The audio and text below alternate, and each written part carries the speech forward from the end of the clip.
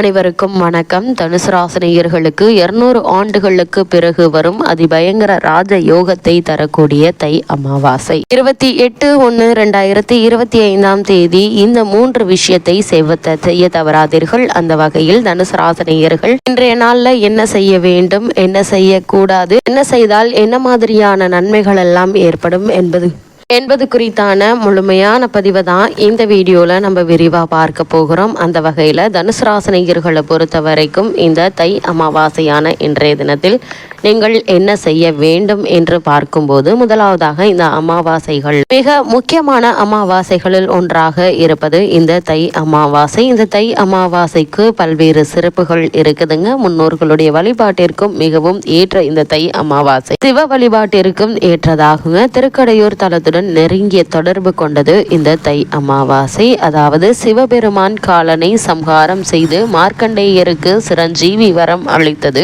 இன்றைய தினத்தில் தான். அதே போர் அன்னை அபிராமி பட்டருக்காக தை அமாவாசை அன்று முழு நிலவை காட்டியது என்றுதான். அதுவும் திருக்கடையூரில் தான் இந்த நிகழ்வு நிகழ்ந்தது. இங்கு தை அமாவாசை என்று விழா எடுத்து மிக சிறப்பாக அபிராமி பட்டருக்கு அமாவாசை அன்று நிலவு காட்டிய உற்சவம் நடைபெற்று வருகிறது. அதே போல் அப்படிப்பட்ட இந்த அமாவாசை அப்படின்னா என்ன என்று பார்க்கும்போது, அமாவாசை என்பது முன்னோர்களை வழிபடுவதற்குரிய நாளாகும். சமஸ்கிருத அமா என்றால் ஒன்று சேர்வது, வாசிய என்றால் வசிப்பது என்ற பொருள். அதாவது அமாவாசை என்பது முன்னோர்கள் ஒன்று சேர்ந்து பூமிக்கு வரும் நாள் என்பதை குறிப்பிடுவதே இந்த நாளை அமாவாசை என குறிப்பிடுகிறோம். அதே போல் இந்த மாதத்தின் மத்தியில் வரும் திதியாக அமாவாசை உள்ளது. தமிழ் மாதங்களில் 10வது மாதமாக வரும் தை மாதத்தில் வரும் அமாவாசை மிக மிக முக்கியமானதாக கருதப்படுகிறது. முன்னோர்களின் ஆசியை பெறுவதற்கு மிகவும் ஏற்ற அமாவாசை நாளாக தை அமாவாசை கருதப்படுது. பித்ருதோஷம் நீங்கி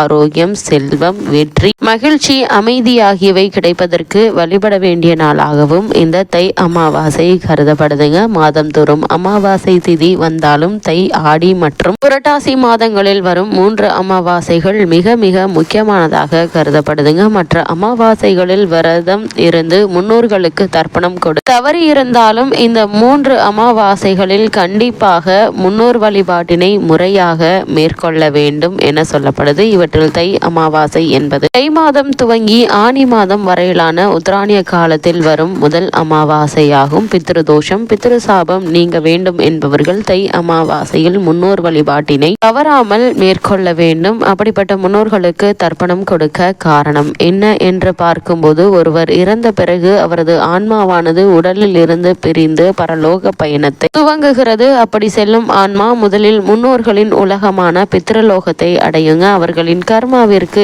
ஏற்ப அடுத்த பிறவியை எடுக்கும் வரை பித்ருலோகத்திலேயே தங்கி இருக்கும். இதற்கிடையில் பித்ருலோகத்தில் இருக்கும் போது ஆன்மாக்களுக்கு பசி, தாகம் ஏற்படும். ஆனால் உடல் இல்லாத நிலையில் இருப்பதால் அவர்களால் எதையும் சாப்பிட முடியாது. இதனால் தங்களுக்கு தேவையான உணவுகளை பெறுவதற்காக அவர்கள் முந்தைய வாழ்விடமான பூமிக்கு வருகிறார்கள். இங்கு அவர்களின் சந்ததிகள் முறையாக மந்திரங்கள் உச்சரித்து சடங்குகளை செய்வது, எள்ளும் தண்ணீரும் இறைப்பதன் மூலம் முன்னோர்களுக்கு தேவையான உணவும் தண்ணீரும் கிடைத்து அவர்களின் பசி நீங்கி திருப்தி அடைகிறார்கள். இதனால் மனம் மகிழ்ந்து தங்களின் சந்ததிகளை அந்த ஆத்மாக்கள் வாழ்த்தி செல்கின்றன. அப்படிப்பட்ட இன்றைய நாள்ல தனுசு ராசி நேயர்கள் என்ன செய்ய வேண்டும் என்று பார்க்கும்போது, தை அமாவாசையில் மொத்தம் 3 விதங்களில் முன்னோர் வழிபாடு மேற்கொள்ளப்படுகிறது. ஒன்று தர்ப்பணம், திலஹோமம், பிண்ட தர்ப்பணம் ஆகியவை செய்யப்படுகின்றன. இவைகள் இறந்த போது செய்யப்படும் சிராத்த காரியங்களை போல் மிகவும் புனிதமானதாகும். நீர்நிலைகளுக்கு அருகில் இருக்கும் புனித தலங்களில் இவற்றை செய்வது மிகவும் விசேஷமானதாகும். குறிப்பாக காசி, ராமேஸ்வரம், ஹரித்வார், திரிவேணி சங்கமம் சென்று தர்ப்பணம் கொடுப்பது மிக மிக விசேஷமானதாகும். அன்றைய தினம் முன்னோர்களின் பெயரால் தானம் அளிப்பதாலும் முன்னோர்களின் ஆத்மா மகிழ்ச்சி அடையும். அப்படிப்பட்ட இந்த தை அமாவாசையான இன்றைய தினத்துல என்ன மாதிரியான வழிபாடுகளை நாம் மேற்கொள்ள வேண்டும், இந்த நேரத்தில் மேற்கொள்ள வேண்டும் என்று பார்க்கும்போது, 2025ஆம் ஆண்டின் முதல் அமாவாசையாக வரும் தை அமாவாசை ஜனவரி 29ஆம் தேதி புதன்கிழமை வருகிறது. ஜனவரி 28ஆம் தேதி இரவு 8:10 மணி துவங்கி ஜனவரி 29ஆம் தேதி இரவு 7:21 மணி வரை அமாவாசை திதி உள்ளது. அன்று பெருமாளுக்குரிய திருவோணம் நட்சத்திரம் இணைந்தே அமைந்துள்ளது. அன்று புதன்கிழமை என்பதால காலை 7:30 முதல் 9 மணி வரையிலான நேரம் யமகண்டமாகவும் பகல் 12 முதல் 1:30 வரையிலான நேரத்தில் ராகு காலமும் உள்ளது.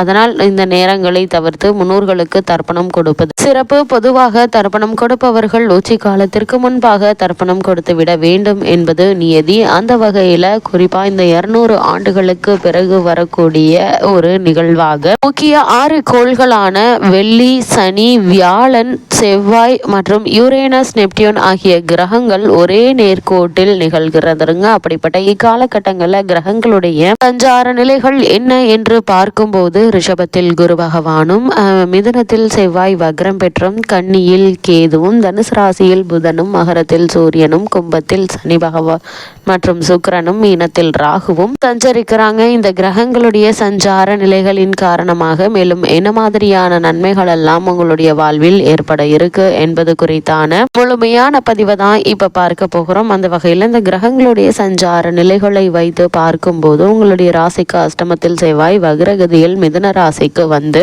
உங்களுடைய ராசியை பார்வையிடுகிறாருங்க. 5க்குரிய அவர் உங்களுடைய ராசியை பார்வையிடுவதால் எண்ணங்கள் அனைத்துமே ஒவ்வொன்றாக பூர்த்தியாக கூடிய ஒரு தருணம் அமைகிறது. அது மட்டும் இல்லாமல் மன தைரியம் உண்டாகுங்க. காரியங்கள்ல வீரியம் உண்டு. எப்பொழுதோ கொடுத்த கடன் வசூலாகிவிடுங்க. வாங்கி போட்டு விற்கவில்லையே என்று நினைத்த இடம் நல்ல விலைக்கு விற்பனையாகுங்க. அது மட்டும் இல்லாம சுக்கிரனும் சனி பகவானும் உங்களுக்கு சாதகமான நிலையில இருப்பதால தொழில் முன்னேற்றம் ஏற்படும். குடும்பத்தில் கருத்து வேறுபாடு மறைவதற்கான வாய்ப்புகள் அதிகம் நிறைந்த ஒரு காலகட்டமாக தான் இத்தருணம் அமைஞ்சிருக்குது. கணவன் மனைவி அன்பும் அந்யோன்யமும் அதிகரிக்குங்க. அது மட்டும் இல்லாம தொழிலிலும் வேலையிலும் இருந்த குறுக்கீடு அகலக்கூடிய ஒரு காலகட்டமாக தான் இத்தருணம் அமைஞ்சிருக்குது. கலைஞர்களுக்கு நல்ல வாய்ப்புகள் கிடைக்குங்க. அது மட்டும் இல்லாம உங்களுக்கு காரணமே இல்லாமல் மறுக்கப்பட்டு வந்த பதவி உயர்வு, ஊதிய உயர்வு, உத்தியோகத்தில் கிடைக்க வேண்டிய சலுகைகள் ஆகியவற்றை தற்போது நீங்கள் தாராளமாக எதிர்கொள்ளலாம். அதே போல் மேலும் என்ன மாதிரியான விஷயங்கள்ல நீங்கள் கவனமாக இருக்க வேண்டும் என்று பார்க்கும்போது உங்களுடைய ராசிக்கு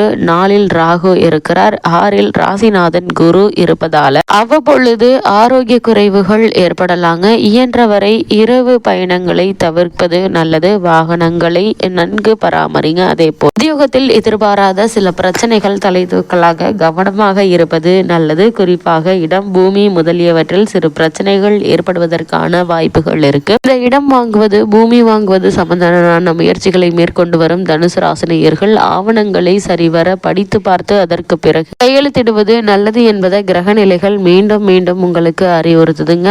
இந்த காலகட்டத்தை பொறுத்த வரைக்கும் எதிர்பாராத பல முன்னேற்றங்கள் உங்களுடைய வாழ்வில் ஏற்படக்கூடிய ஒரு தருணமாக தான் இத்தருணம் அமைஞ்சிருக்குதுங்க. தனுசு ராசினியர்களுக்கு கிரக நிலைகளின் ரீதியாக கூறப்படும் பரிகாரம் என்ன என்று பார்க்கும்போது சனிக்கிழமை ஆஞ்சநேயர் கோவிலுக்கு சென்று வழிபடுங்க. குறிப்பா இன்றைய நாள்ல முன்னோர்களுக்கு திதி தர்ப்பணம் கொடுத்து வழிபடுவது எண்ணற்ற நன்மைகளை உங்களுடைய வாழ்வில் ஏற்படுத்தும்.